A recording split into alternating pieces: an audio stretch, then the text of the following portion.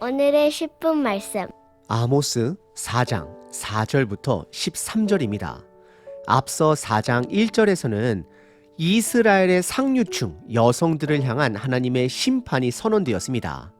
이들은 하나님의 백성이라는 정체성을 상실한 대표인 예로 남편의 지위를 이용해 가난한 자들을 학대하고 쾌락을 추구했습니다. 그러나 그들의 끝은 아수르로 포로가 되어 갈고리로 끌려가는 비참한 운명이 될 것입니다. 정체성을 상실한 자들의 예배는 하나님께서 기뻐하지 않으십니다. 오늘 본문에서 하나님은 그들이 예배를 드릴수록 오히려 죄가 더해진다라고 선언하십니다. 그 이유는 그들의 예배가 하나님께 초점이 맞춰진 것이 아니라 자신들을 위해 드리는 제사였기 때문입니다. 그들의 제사는 진정성이 없는 자기 과시용으로 변질되고 말았습니다. 하나님께서는 그들에게 오랜 시간 동안 말씀하시고 심지어 재앙을 내리셨음에도 불구하고 끝내 돌아오지 않았음을 지적하십니다.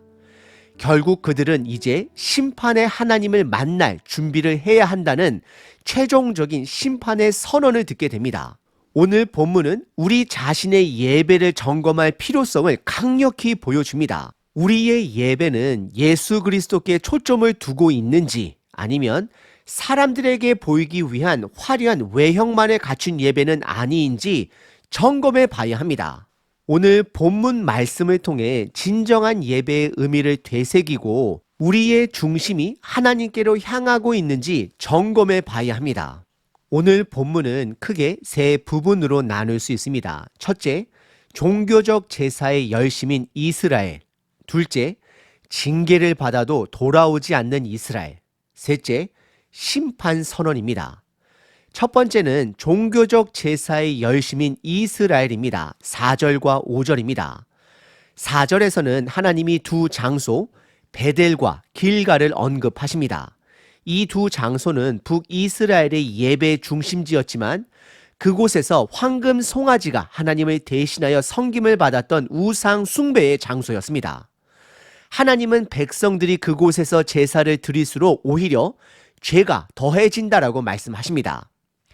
개인이 드리는 희생 제사는 율법적으로 매일 드리는 것이 아니었습니다. 그러나 이스라엘 백성은 매일 아침마다 개인적으로 희생 제사를 드렸다라고 지적하십니다.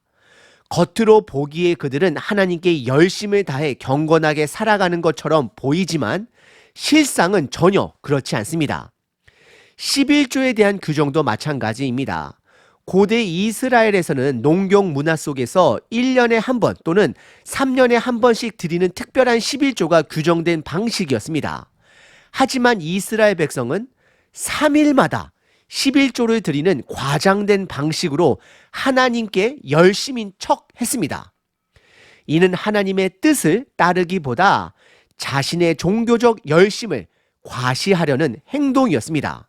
5절에서 언급된 누룩을 넣은 것을 불살라라는 행위는 성경에 없는 제사 방식입니다. 누룩은 일반적으로 제사에서 금지되었지만 감사제나 낙헌제에서는 허용되었습니다. 레위기 7장에 보시면 나옵니다. 그러나 이들은 하나님께 감사나 헌신을 드리기보다 자신들의 종교적 열심을 소리내어 자랑하며 과시하기 위한 행동을 했던 것입니다. 이 장면은 신약의 바리새인들이 시장 거리에서 소리내어 기도하며 사람들에게 자신들의 경건함을 드러내려 했던 모습과 연결이 됩니다. 그리고 5절 끝부분에 너희가 기뻐하는 바니라 주 여호와의 말씀이니라 라는 이 표현은 이들이 하나님이 아닌 자기 자신들에게 기쁨과 만족을 느끼고 있음을 지적하는 것입니다. 하나님은 그들의 종교적 열심을 자기 중심적이고 위선적인 태도로 간주하셨습니다. 우리들의 예배, 여러분들의 예배는 어떠하신가요? 우리의 예배의 초점이 예수 그리스도께 있는지 아니면 사람들에게 보이기 위한 외형적 예배로 전락하지는 않았는지 점검해 봐야 합니다. 두 번째 부분은 징계를 받아도 돌아오지 않는 이스라엘입니다. 6절부터 11절입니다. 하나님이 이스라엘 백성에게 주신 7가지 징계를 언급하게 되는데 그들이 끝내 하나님께 돌아오지 않았음을 5번 반복하며 지적하십니다. 이 장면은 출애굽 당시 애굽의 10가지 재앙을 연상시킵니다.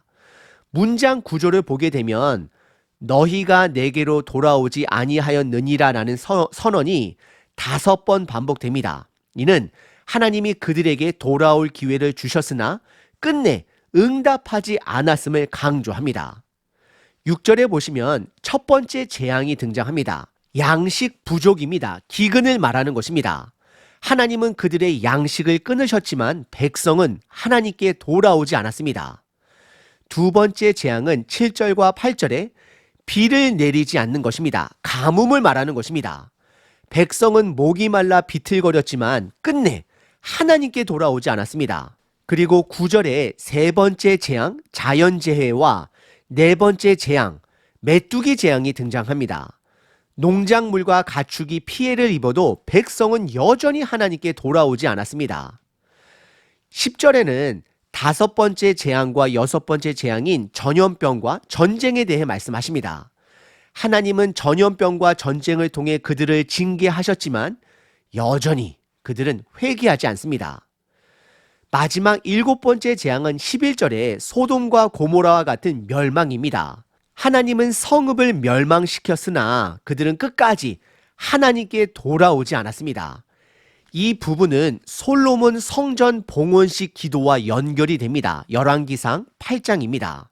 솔로몬은 하늘이 닫히고 비가 내리지 않을 때, 재난과 역병이 있을 때, 포로로 끌려갈 때 백성이 죄를 스스로 회개하면 하나님께서 자비를 베푸시고 회복해 주시기를 간구했습니다.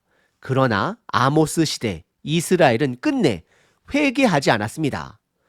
너희가 내게로 돌아오지 아니하였느니라 라는 이 선언은 그들에게 돌아올 기회가 여전히 주어져 있음을 보여줍니다. 하지만 그들은 끝까지 하나님께 돌아오지 않았습니다. 세 번째 부분은 12절과 13절의 심판 선언입니다. 12절에서 하나님은 무서운 말씀을 하십니다. 이스라엘아, 내 하나님 만나기를 준비하라 라는 짧은 경고입니다. 여기서 내 하나님은 심판의 하나님을 의미합니다. 이 만남은 구원의 날이 아니라 심판의 날을 의미합니다. 그리고 12절에 내게라는 단어가 2번 반복되며 이는 단수 형태로 사용되었습니다. 이는 이스라엘 전체가 아니라 개인적으로 한 사람 한 사람 하나님 앞에 설 것을 의미합니다. 단체로 책망을 듣는 것보다 한 사람씩 심판받는 것은 더 두려운 일이 됩니다. 이 경고는 지금이라도 돌아오라는 하나님의 마음이 담겨 있습니다. 13절은 하나님의 창조주 하나님 되심을 선언하십니다. 이 뜻은 첫 번째, 하나님은 이스라엘의 창조주로서 그들이 두려워하고 경외해야 될 분임을 드러냅니다.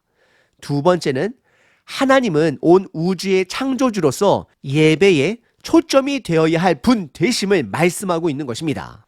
아모스 4장은 이스라엘 백성의 형식적이고 위선적인 예배와 회개하지 않는 완고함을 통해 하나님께로 돌아오라는 강력한 경고를 전달합니다. 하나님은 그들의 종교적 열심을 지적하셨습니다. 그들은 베델과 길갈에서 제사를 드리면 드릴수록 죄가 더해졌습니다. 왜냐하면 그들의 예배는 하나님께 드리는 것이 아니라 자기 과시용으로 변질되었기 때문입니다.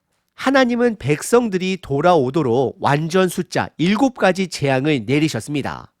기근, 가뭄, 자연재해, 메뚜기, 전염병, 전쟁, 그리고 소돔과 고모라처럼 멸망시키는 심판까지도 허락하셨습니다. 그리고 그 모든 상황 속에서 너희가 내게로 돌아오지 아니하였느니라를 5번이나 반복하며 그들의 완고함을 지적하셨습니다. 결국 하나님은 1대1로 하나님을 만날 준비를 하라고 선포하십니다. 이는 심판의 날이 반드시 다가올 것임을 경고하며 지금이라도 돌이켜 하나님께 돌아오라는 마지막 초대였습니다. 그렇다면 지금 저와 여러분들이 드리는 예배는 어떤 모습일까요? 사람들에게 보이기 위한 예배는 아닌지요? 예배의 본질은 하나님을 만나는 것입니다. 아브라함은 하나님께서 나타나신 후에 예배했습니다. 야곱은 꿈에서 하나님을 본 후에 예배했습니다. 모세는 불타는 떨기 나무에서 하나님의 음성을 듣고 땅에 엎드렸습니다. 이스라엘 백성은 광야 성막과 예루살렘 성전에서 하나님의 영광이 임한 곳에서 예배했습니다. 예배는 거룩하신 하나님의 임재에 대한 겸손한 반응이어야 합니다.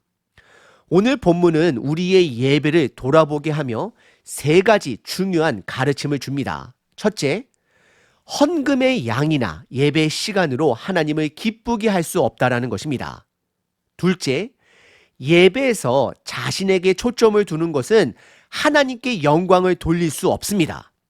셋째, 하나님의 징계를 무시하거나 어려움 속에서 하나님께 의지하지 않는 태도로는 하나님과의 관계를 발전시킬 수 없습니다.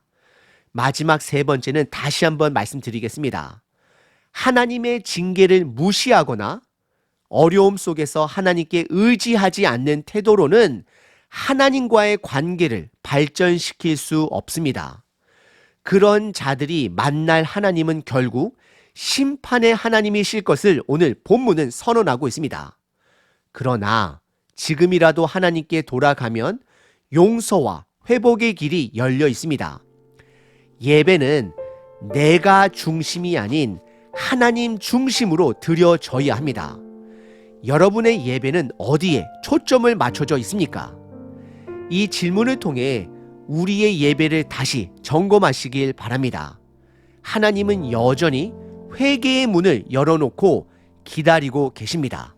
요한복음 4장 23절 아버지께 참되게 예배하는 자들은 영과 진리로 예배할 때가 오나니 곧 이때라.